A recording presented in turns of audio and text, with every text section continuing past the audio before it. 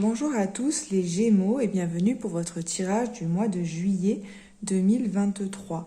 Alors pour rappel, comment fonctionne ce tirage? Vous avez dans la première colonne les énergies du passé, colonne centrale les énergies à proprement parler du mois de juillet et dans la dernière colonne les énergies en sortie de mois. En haut, c'est ce qui concerne les actions concrètes et les pensées. En bas, on est dans le registre des ressentis et de l'émotionnel. Et la rangée du milieu, c'est, l'énergie principale pour chaque période. Voilà. Donc, si on prend le passé, si on part du passé, on sent que ce qui a été énormément important pour vous, c'est l'équilibre entre les émotions et l'intellectuel. Vous avez souhaité dans le passé une relation basée sur la tempérance, la compréhension mutuelle et vous êtes aussi, on vous sent en quête d'une forme de maturité émotionnelle. Cette carte, elle peut aussi représenter un homme âgé ou un homme donc plus âgé que vous ou un homme qui a une certaine maturité, soit l'un soit l'autre, qui a une place importante dans votre vie. Enfin, voilà, on vous parle de l'importance des émotions et de la stabilité émotionnelle à votre sens. Maintenant, ce qu'on constate par rapport au passé, c'est qu'il y a eu une situation qui vous a créé une forme d'instabilité au niveau émotionnel et j'ai envie de dire une dissonance. En gros, comme s'il y avait eu un dialogue intérieur, une forme de tiraillement, quelque chose qui vous a créé du souci et une forme de tiraillement. On sent aussi que sur le plan concret, vous avez eu dans le passé du mal à quitter une situation. La 6 d'épée, c'est une carte qui nous parle d'un départ nécessaire vers un autre horizon. Quand elle est retournée, on sent que ce départ a du mal à se faire. Soit que vous l'avez fait à contre-cœur, soit que au stade actuel, ce n'est toujours pas concrètement acté. On voit que au mois de juillet, l'énergie principale, c'est celle de la force retournée. Alors la force retournée peut nous parler de plusieurs choses. Elle peut nous parler d'une situation qui nous épuise, qui nous prend de la force, justement. Ça peut aussi nous parler d'une relation qui peut nous oppresser un peu, où on se sent comme ça comprimé, dominé par quelqu'un, peut-être, dans une relation. Et puis, ce que je vois aussi, c'est que peut-être que en ce moment dans votre vie, vous faites les choses en passant en force, entre guillemets. C'est-à-dire que c'est comme si c'était un petit peu difficile pour vous de laisser place à la douceur. Et donc, vous faites les choses avec un petit peu plus de puissance. Il y a voilà, comme ça, une difficulté à se laisser aller dans la douceur. On voit qu'en plus, on a une situation très concrète qui vous met un petit peu en hésitation entre deux choses. On vous sent comme ça jongler entre deux, ça peut être deux personnes, deux choix, deux situations possibles. Et ce que je ressens avec la 9 de denier inversé, c'est que peut-être qu'il y a une situation de retour au célibat pour certains qui n'était pas souhaité, qui n'était pas voulu, ou alors vous jonglez encore entre vous êtes dans un entre-deux. Je ne sais pas par rapport à quelle situation, mais vous êtes dans un entre-deux et cet entre-deux ne vous procure pas le plaisir et la jouissance voulus. Maintenant, tout n'est pas négatif, loin de là, puisqu'on a la carte du chariot.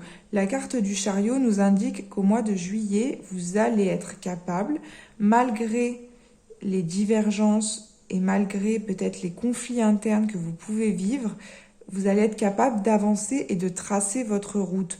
Le chariot, c'est celui qui sait ce qu'il veut, qui sait où il va. Il a le positif et le négatif en lui, mais il est quand même capable de donner une direction et un sens à sa vie.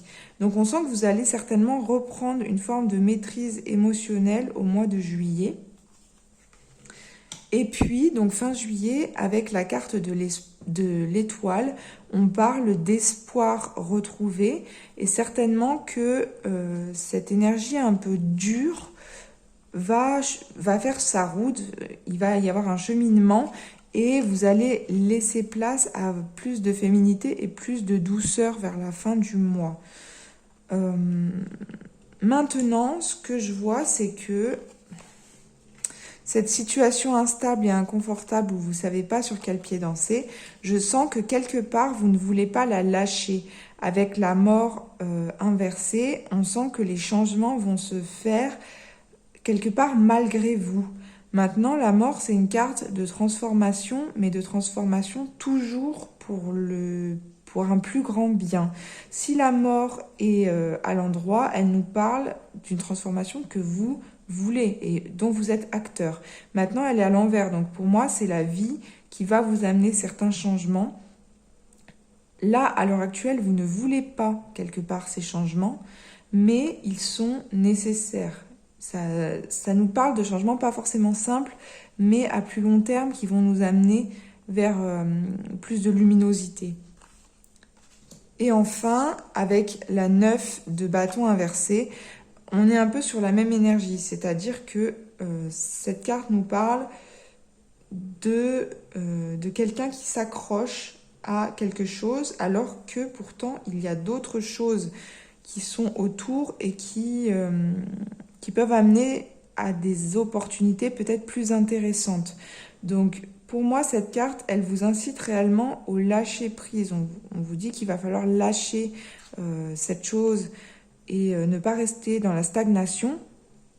Le mouvement, dans tous les cas, il va se faire.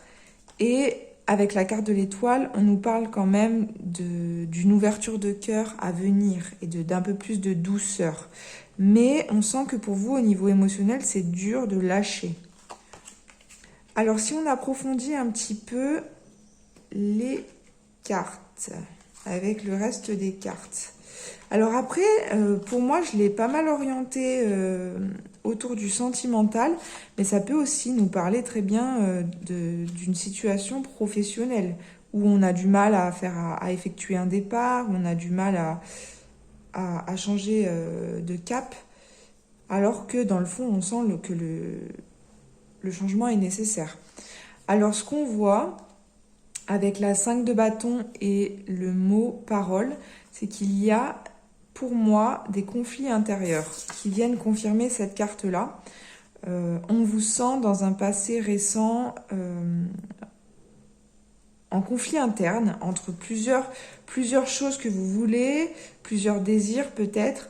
Il y a quelque chose qui vous crée une forme de dissonance. Maintenant, ça peut nous parler aussi de conflits, justement avec cet homme qu'on a évoqué au début du tirage. Il y a pu y avoir un conflit, mais je pense que principalement le conflit, il se joue à l'intérieur de vous.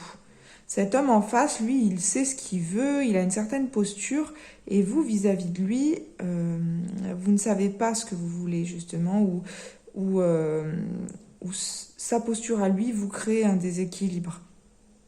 Ça peut être maintenant quelqu'un en termes professionnels qui peut être un supérieur hiérarchique, si ça parle à certains. Enfin, donc pour le mois de juillet, on a la carte de la 7 d'épée et de l'enfermement, ce qui me confirme bien, une fois de plus, qu'il y a une notion de conflit. Et l'enjeu pour moi du mois de juillet, c'est de laisser partir quelque chose, de ne pas stagner. Parce que là, avec la carte de l'enfermement, on vous dit que le risque, c'est de vous bloquer sur quelqu'un et finalement de vous couper des autres alors qu'il y a plein de belles personnes, plein d'opportunités autour de vous. Enfin, pour terminer, on a, avec la 5 de denier, toujours une énergie qui nous parle de quelque chose qu'on ressent et qu'on va traverser et qui nous blesse. Hein. Je suis désolée les Gémeaux, mais c'est ce qui ressort du tirage. Il va y avoir un événement, quelque chose où il y a déjà eu un événement qui vous a créé une blessure, une tristesse ou un sentiment de solitude. Maintenant, avec le monde et l'étoile, on a deux cartes qui nous parlent clairement de la beauté de la vie, de la réouverture. Donc je pense que c'est transitoire en fait. Et là, on vous sent, fin de mois, reprendre la route de ce qui est positif à vos yeux et on vous sent avec une belle énergie. Avec la carte du non, on vous dit qu'il va falloir, pour préserver votre bien-être, être capable de dire non et d'écouter votre intuition pour savoir à quel moment il faut dire non à certaines personnes ou à certaines situations. Ok. Ensuite, avec l'Osho Zen Tarot, j'ai tiré la totalité et le créateur. Donc on est dans des énergies de feu qui nous parlent de l'importance du mouvement. La totalité nous dit que il va falloir avancer tout en étant alerte, c'est-à-dire en faisant gaffe à votre environnement.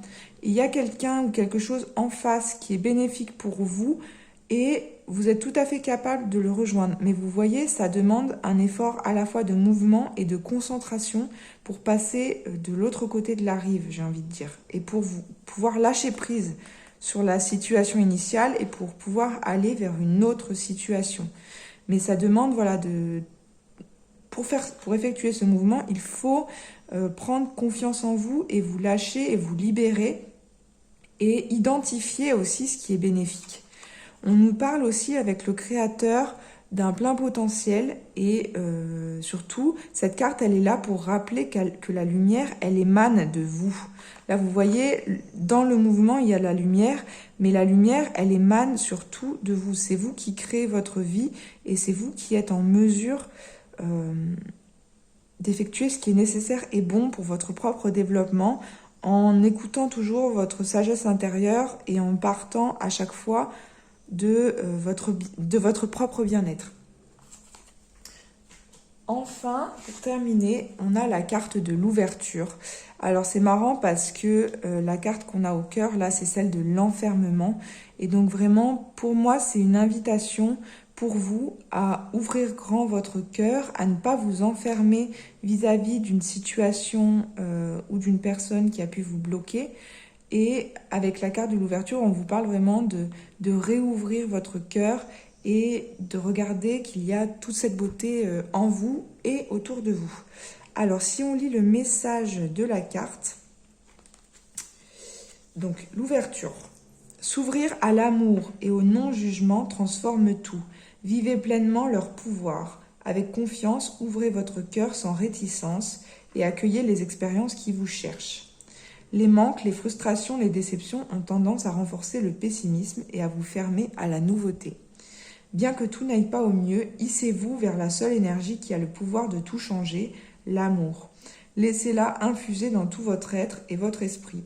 Aimez tout ce qui se passe, même si cela semble difficile. Vous constaterez combien votre vie se pacifie et vous verrez votre situation s'arranger considérablement. Ce sur quoi vous focalisez votre attention a tendance à se manifester concrètement. À vous de choisir. On vous incite à observer vos pensées et à regarder plutôt, et à vous demander si vous regardez plutôt le verre à moitié vide ou à moitié plein. On vous demande d'apprendre à penser plus constructif en donnant du sens aux situations qui vous arrivent. Et on vous incite à repérer tout au long de votre journée ce qu'il se passe de positif. Et par exemple, le soir, de prendre un instant pour vous en rappeler. Vous pouvez le noter par exemple. Et voilà, et garder le meilleur de la journée que vous avez passée.